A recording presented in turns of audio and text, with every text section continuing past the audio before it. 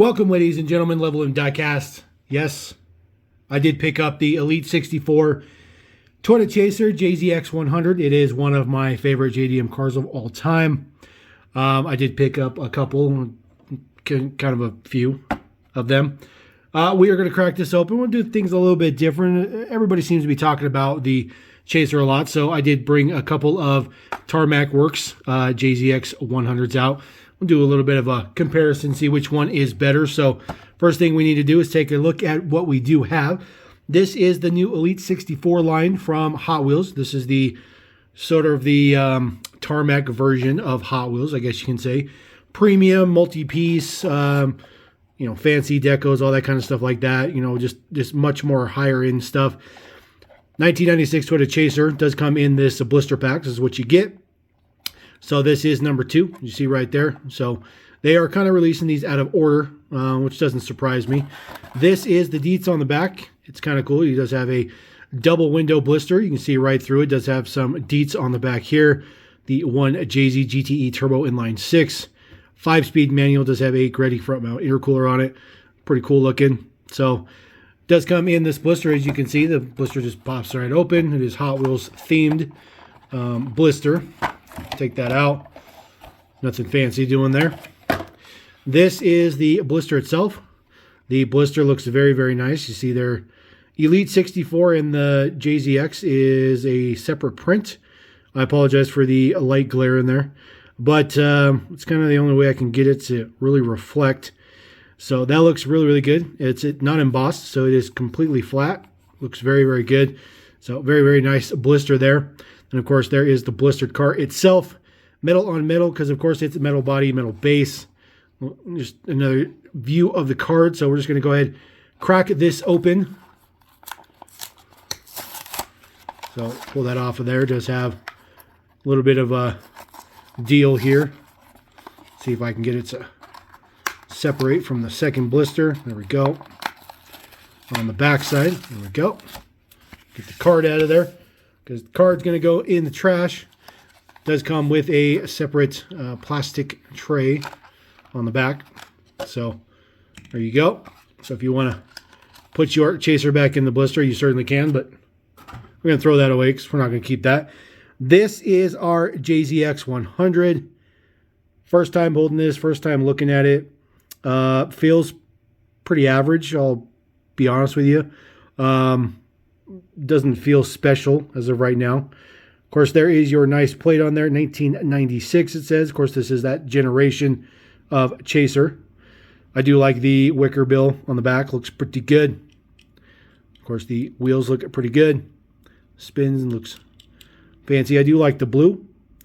It's a little bit darker off the camera than what it shows there, but it looks pretty good here. It does have mirrors on the side. Those are separate pieces. Nice hood. Looks very, very good. Prints in there for the vents. Looking at the front, nice prints for the grill. Got Greddy on there. Looks pretty nice. Looks like this one has a little bit of blue for some reason right there. Not that big a deal, but it's kind of interesting. Canards are added on. Those are separate pieces, I believe. I don't think those are molded. Nope, those are plastic. So those canards are added on to the front bumper. So it looks pretty good. You do have your Yokohama Advan Motul and Greddy on the side. It is right-hand drive. There is very nice detail in there. Does have a separate racing seat. And of course you can see the full roll cage in there, which is really, really nice. This is a nice pearl white color. Looks excellent. Take a look at the base deets. Does have a separate piece for the exhaust, which looks very, very good. That is very, very detailed. All your resonators and everything in there. That looks fantastic. Of course, it is plastic. There is the base deets. 96 Toyota Chaser ZX100. HGW10 is the assortment code. 2021 Mattel, of course.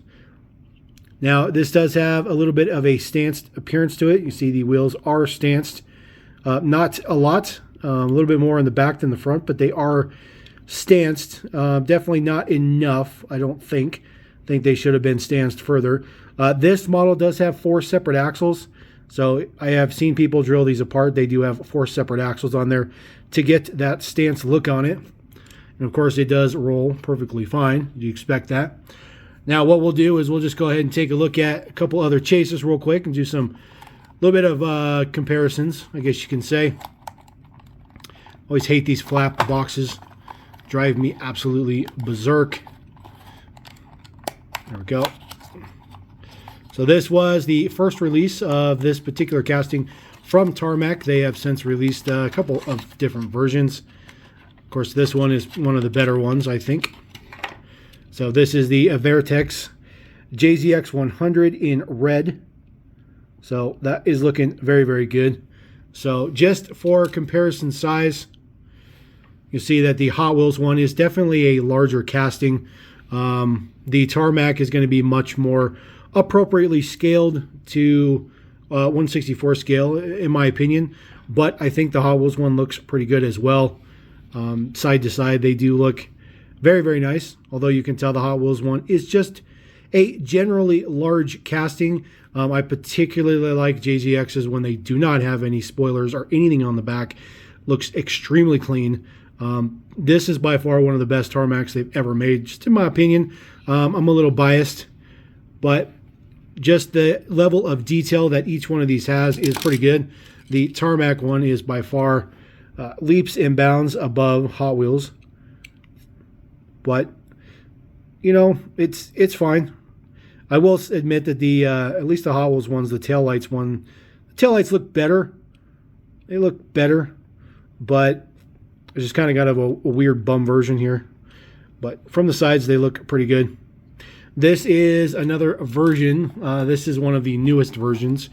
I actually haven't even brought this to the channel yet.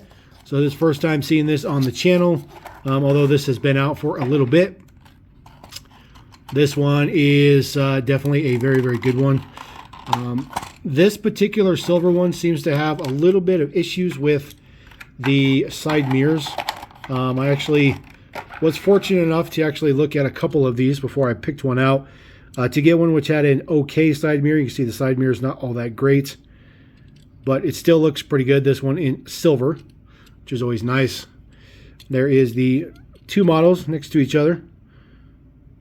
So again, obviously Tarmac is much, much better. I do think that the casting from Hot Wheels is fantastic. I think they did a great job. It's got some pluses. It's got some minuses. See, the taillights on the silver one look good. They look good. But, you know, for Hot Wheels' first foray into, well, modern foray into this multi-piece thing, they've been doing it for a while, obviously. This is nothing new for Hot Wheels. They used to have 100% Hot Wheels back in the day. So they used to do it. But I think they did a pretty good job. Now, obviously, the verdict is going to be, is this worth $20? That is what the retail was for it. Secondary market, they're selling for around 30, 35 bucks. You see some ridiculous people who want 60 bucks for them. It's just ridiculous. Do not pay 60 bucks for this, no matter what you do. Is it worth $20? That is debatable. It's a nice casting. It's quite detailed. It looks pretty good. It does come with, you know, the blister pack comes with a nice card. $20 is pushing it. If you take Tarmac, for instance, not these particular ones, but these, you know, come in these Hobby 64 or Global 64 boxes. So these are a little bit of the considered low-end Tarmacs. If you get the nice Tarmacs that come in acrylic boxes, those retail for 20 to 25 bucks. Same price as this, but they come in that really nice acrylic box. Makes a hard sell for Hot Wheels, but I think if Hot Wheels can get some very, very good castings under their belt, they might be pretty good. I think the Gullwing Mercedes, when it comes out, is not going to be very popular. That Mustang will be much more popular. Of course, they do have a Land Rover coming, so we'll see what happens with that. But I will admit, I do like this casting. It is very, very nice. I don't think it's worth 20 bucks. I'd say 15 bucks would be a good price. 15 bucks for sure. But 20 bucks is definitely pushing it. I don't regret buying it, though. I'm happy with it. I'm a big fan of the JZX Chaser, so I'm a little biased on that aspect, so I would have bought it regardless. But there you go. Just wanted to throw that up there and give you my 2 cents about it and see what you guys think of that particular model and what you think of the comparison to the other chasers. Not a whole lot of chasers out there, though. I will admit there's not a whole lot of chasers. Unless you go to Tomica, then there's some pretty good ones. And I actually do have some Tomica chasers. The problem is that they're packed away. All of my Tomicas are packed away right now. So unfortunately, I'm unable to pull those out. But there you go. That is this particular chaser. We're going to roll out. Let me know what you guys think. Drop a comment. Always interested to hear what you guys have to say about that. But until then, we're going to roll out. Level M Diecast.